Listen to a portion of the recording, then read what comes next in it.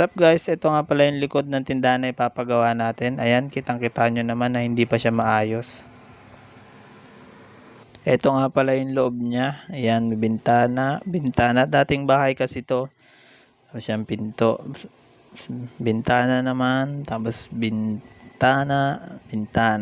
So, bali tatapalin yung 4 na bintana na yan. So, yung harap lang yung ibubukas. Ito nga pala yung harap niya. Ayan.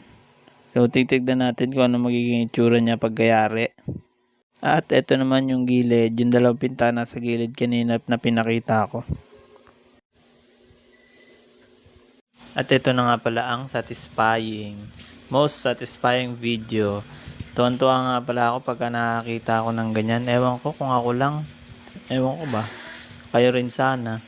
Tingnan nyo naman kasi. Woohoo! Napaka nice. Sasabit pa yan sabi niya. Hoop!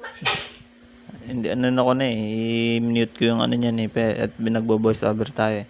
Ayun, sasabit nanghingi pa nga ng stick sa akin yan hindi ko alam kung saan ako hanap ng stick Kahit gantong view lang, pagka nagkakape ka sa maga, kahit ganyan lang makita mo sa pang-araw-araw, kontento na ako sa ganyan.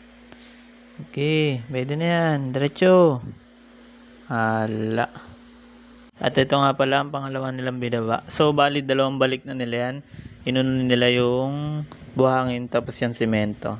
TY mga kuya. At ito naman ang pangatlo nilang binaba, yung mga semento. So, yan. Bali 10 semento yan. Ayan na yung hollow blocks natin. 40 pirasong hollow block. So, baka magdagdag na lang tayo pagkakulang. So, ito nga pala yung point of view sa loob. Yan. So, bali 2 pa lang yun nandyan. Parang 3 lang ata. Sako lang ata yung bibidyoan ko at medyo nakakaya na kay kuya Masyado mo akong ini-expose sa video mo Wala naman akong share dyan Baka naman, kahit magkano lang. At ayun lang guys, yan ang ating first video natin. So, kita-kits na lang sa mga susunod pang mga video natin. Thank you sa panonood. Alright.